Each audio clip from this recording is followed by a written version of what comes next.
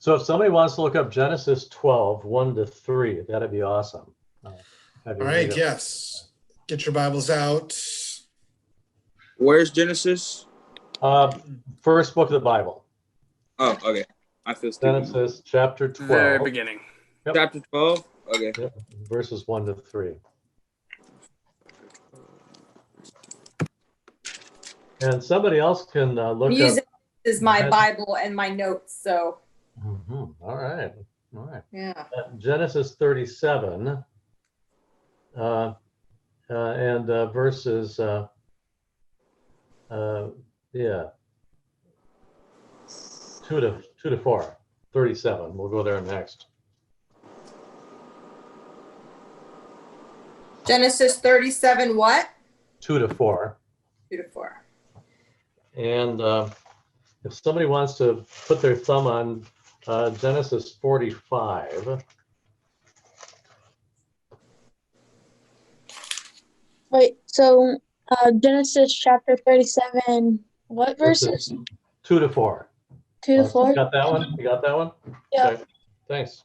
I just put that in the chat for everybody as well. So if you're in the chat, you can check that out, and it has the verse numbers there for you.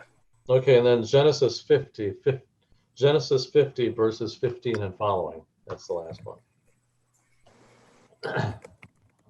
What was the first one, Pastor Gary? 12 what? Genesis 12, 1 to 3. And then, then it's 37, 2 to 4. And then Genesis 45, 1 to 5. And Genesis 50, 15 and following. All right, so they're out of order, but they're all in the chat. So if you're looking for those, they're in the chat for you. All right, okay. So good. All right, excellent. So shall we jump in? Good, okay. Well, good to see you all tonight, you guys, except I can't see some of you. Like Dylan, I can't see, and Chris Buck and Campbell Buck and Logan. So look forward to seeing your faces. At any rate, so how many of you guys have the perfect family? All raise your hand. Oh, not too many hands going. One. Okay. Well, actually, we all do have the perfect family because we're saved by God's grace. But the Bible.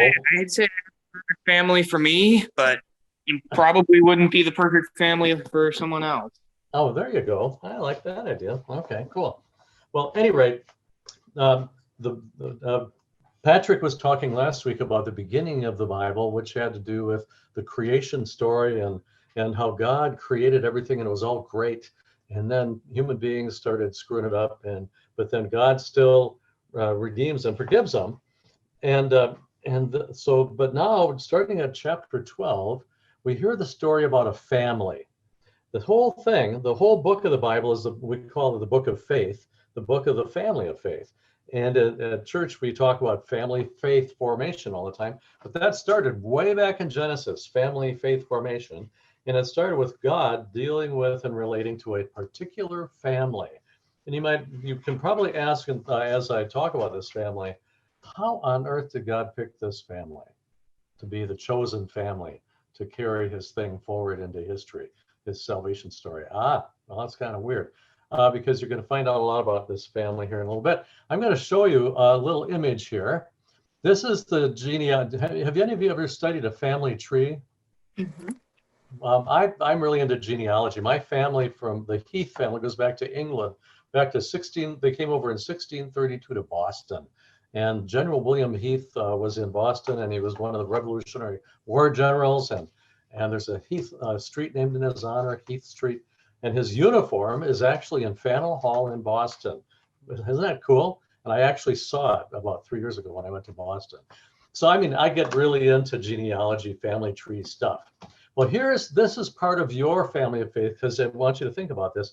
The whole Bible talks about your family of faith to which you belong in your baptism. The most recent of whom was baptized was Austin Floyd 2 weeks ago. Hooray. At any rate, so we are part of this family of faith that goes back, way back to Genesis. And in chapter 12, we start hearing about this guy named Abram or Abraham. So he's at the top of the chart, right? Abram means a father, honored father. Abraham means father of many nations. Okay. Now you notice he was married to Sarah, and then he had two other women who he had babies with, Hagar, and that's a whole story, and Keturah was another one. But anyway, here's Abraham, and he's been promised. And so somebody who's going to read chapter 12, 1-3 to us. This is how God kind of starts picking up, choosing this family to be his family, to take his story forward. Who's going to read that for us? I got it, I guess. Okay, cool. Thanks. Well, The Lord give me a second.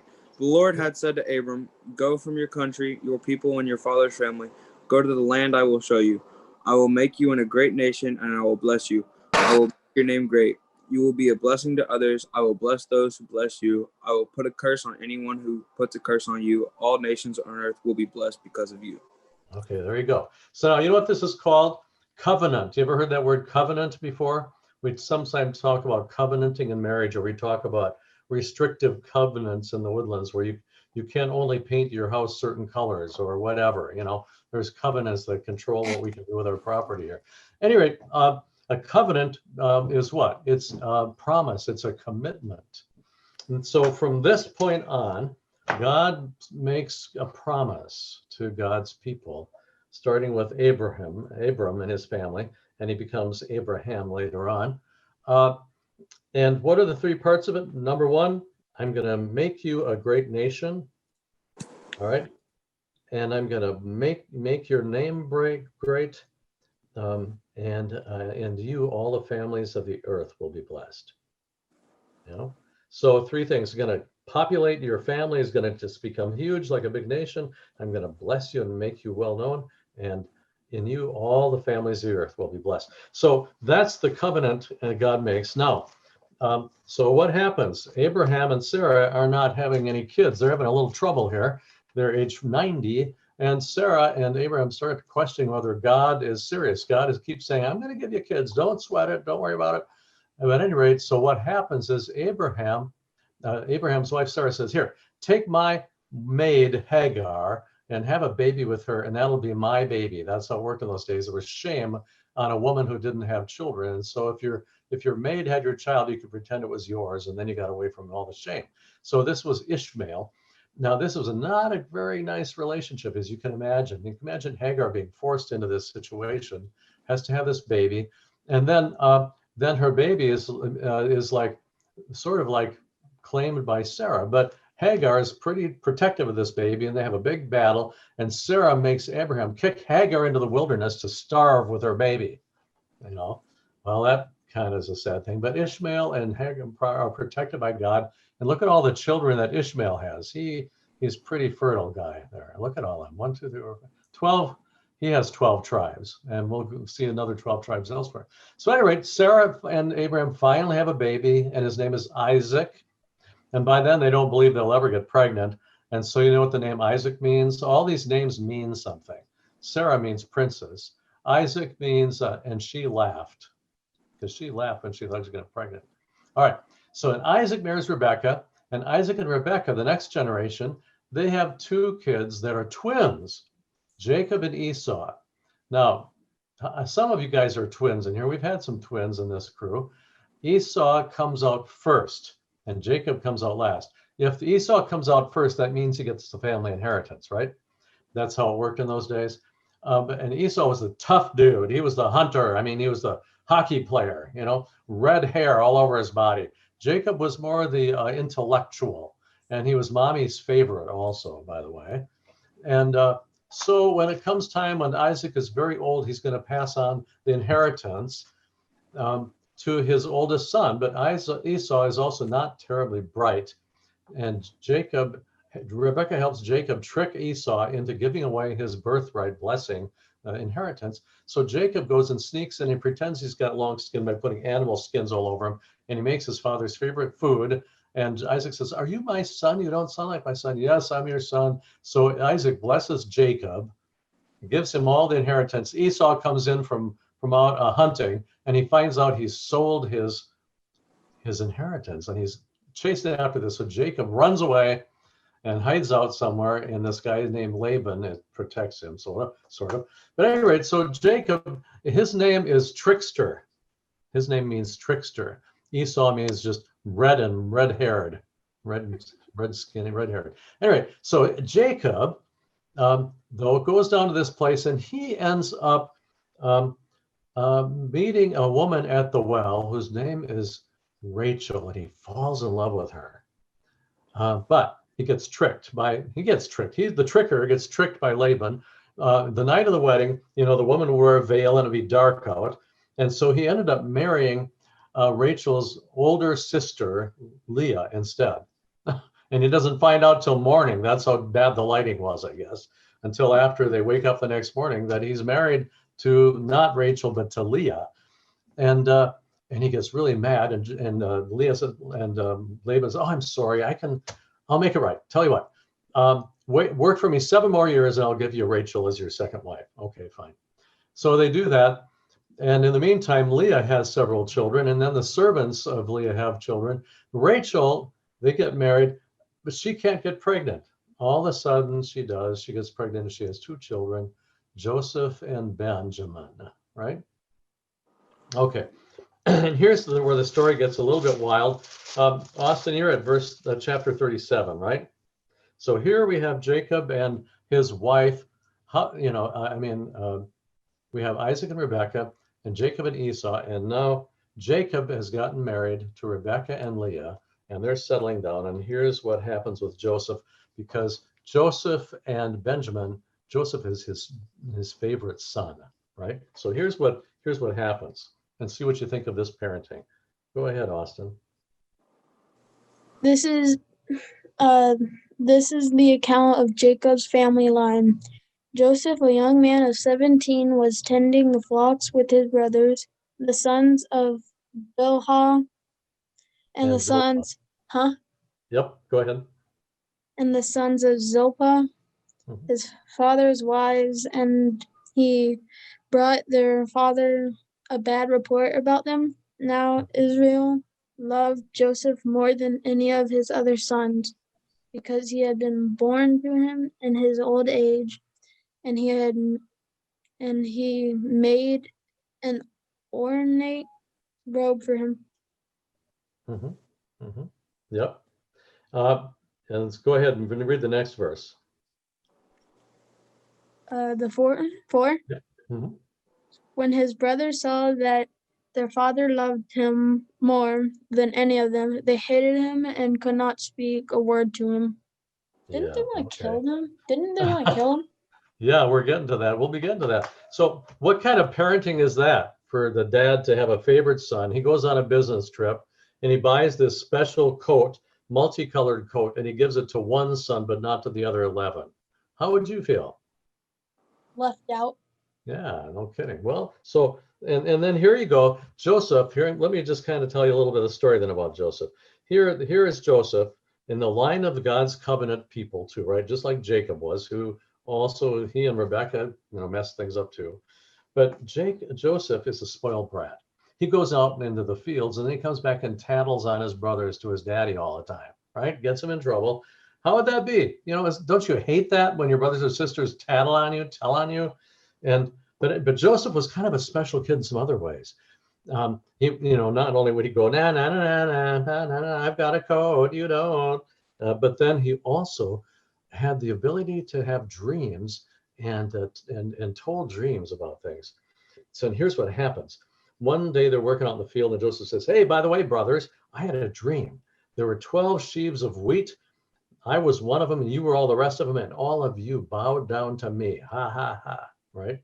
So he has dreams like that, and his brothers are just so ticked off at him. "You brat." And so finally one day he's coming out to check on them and is supposed to tattle on them again out in the fields where they're tending the sheep, and they get so ticked off they want to kill him. And so the oldest one, Reuben, says, "No, we can't do that. We'll just throw him in a pit. That'll teach him a lesson." Well, while Reuben was gone, the brothers come back and they sell him to some traders, slave traders that are going on down to Egypt, right? And they sell him, and then they pretend to their dad Jacob that he was gored by a ram, and they take back this bloody robe to show that that he died out in the field and they buried him already, that kind of thing. And of course, Jacob is just heartbroken. His favorite son is gone. Okay, so what happens to Joseph, this wise guy kid, spoiled brat kid? Well, he's pretty smart. He ends up in Egypt, and he's pretty clever, and he becomes kind of well known because he kind of rises up through the hierarchy of Egypt, and he goes through some troubles, like his boss's wife tries to get him into bed, and when he won't do it, she has him arrested and thrown into prison, and he's slated to be killed. And then things turn around. He is able to interpret the Pharaoh's dream, and that gets him out of prison. And then he becomes Secretary of the Agriculture in Egypt. I mean, way up there. And the Pharaoh says, "You're going to be in charge of all my property. I trust you so much." So here's Joseph, the slave who becomes the second in command of Egypt. How cool is that, right? Well, all of a sudden, this thing comes. There's going to be 7 fat years and 7 lean years, a famine for 7 years. And so Joseph gets Egypt prepared by storing all this grain. And then all these farmers all around who can't get anything to grow, and they have sheep and cattle, but they don't have any food, they come into Egypt to buy grain from Egypt, and Egypt gets fabulously wealthy because Joseph is managing it. Jacob's sons, remember these sons here, these 11 sons here, well, 10 of them at least, Jacob sends them into Egypt to go buy grain so that they don't starve to death, right? He's got money, but no grain. Goes into town, into Egypt, and in the middle of this, Joseph recognizes his brothers, and he gets ticked. He wants to get revenge on them for what they did to him, right? Does this sound like any family you guys know? He gets so ticked off that he hides the Pharaoh's golden chalice in one of their sacks of grain that they bought. And then he sends the cops out after him, and they arrest him and bring him back. And he said, "You're all going to prison," right? "Oh, no, we didn't do this honest," and et cetera, et cetera. It goes on like that. At any rate, finally, at one point, Joseph realizes that it's not his place to hold grudges anymore. And so he brings all his brothers in, and he says, "Guess what? I'm your brother Joseph, who sold you into slavery." And they go, "Oh my gosh, what are we going to do? Oh my gosh." They know they're in big trouble now, right? And he says, "But you intended it for evil, but God intended it for good." And so they bring Joseph, Daddy Jacob and his family, and all the children, grandchildren, they're all brought down, and Joseph gives them the best farmland in all of Egypt, the land of Goshen, it's called. And they live there for many, many decades. But then when a new Pharaoh comes, they end up becoming slaves again. All right. But there's the story. So look at all this stuff, this crazy family that they're always, Abraham, even, back when they were traveling around, he turned his wife over to a couple different kings that he was afraid were going to destroy him, and pretended it was his sister. He lied about that. Sarah and Abraham try to trick God by getting a baby through Hagar. Then you get Jacob, the trickster, who becomes the next in line of God's promise, God's covenant, right?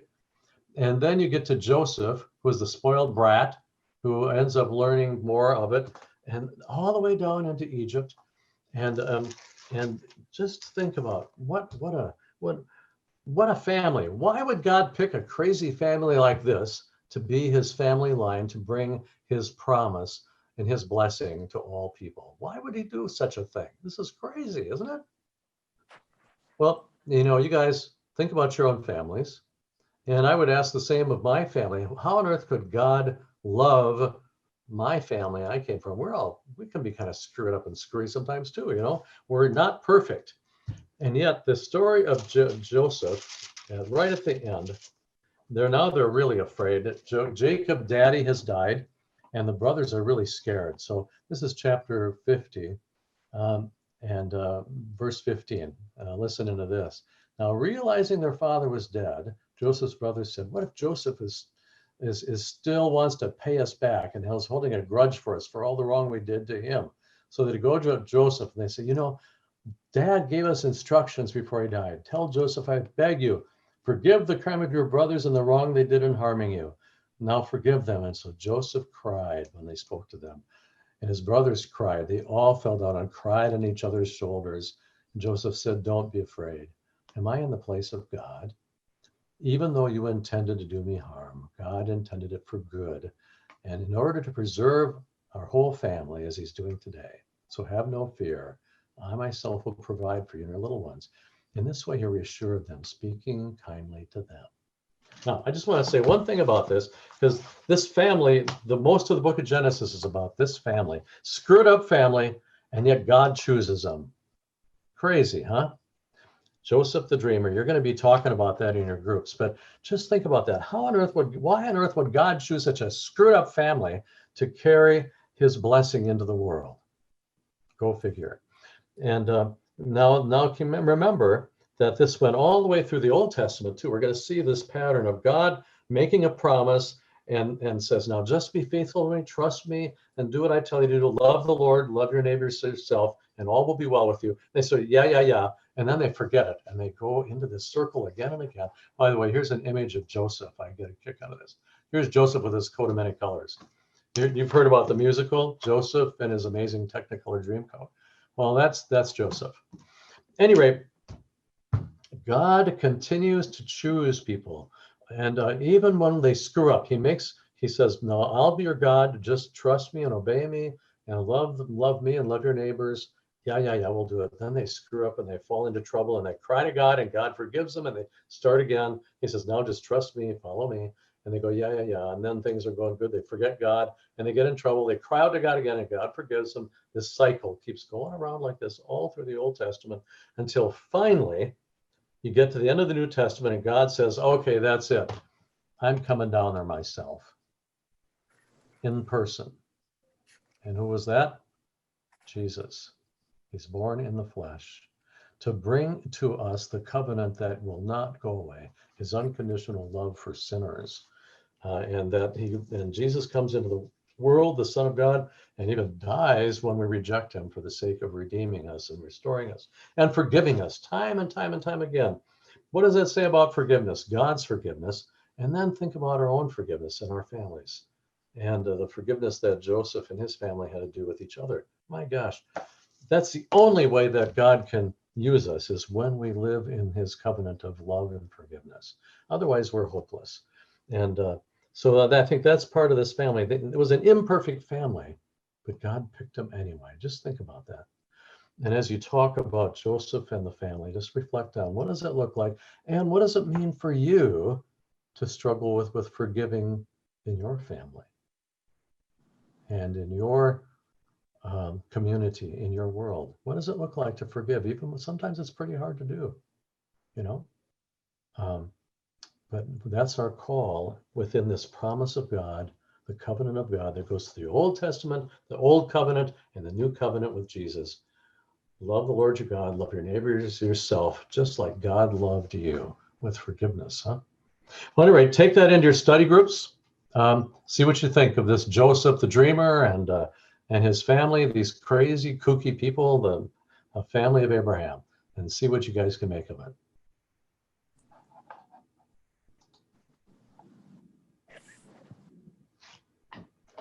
Still on mute, Patrick. Classic. All right, I'm about to open all the rooms in a second, but a few announcements. Yay. So back in September, we did a little drive-in movie night at Lord of Life where you could come with like a little lawn chair and watch a movie. We watched Mulan, so it was really a sit-in movie night. And here in October, we're doing another sit-in movie night.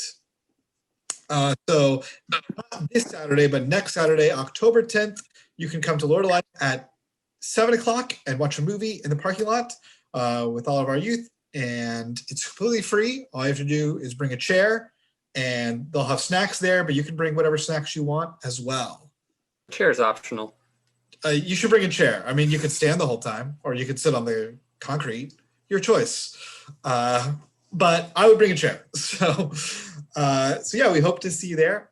We are going to be playing. I'm technically not allowed to advertise what we're playing since there's like legal reasons, but it's a really great movie. And it has a bunch of dinosaurs in it, so that's really good. Dinosaurs are awesome. You like dinosaurs. I like dinosaurs. So there you go. If you have any questions, I can answer. Yes, Crystal. What age is this for? 7th and older? 7th and older. Yes. Great. 7th and older. Yeah. All right. I'm gonna open up your rooms. Okay. Yeah.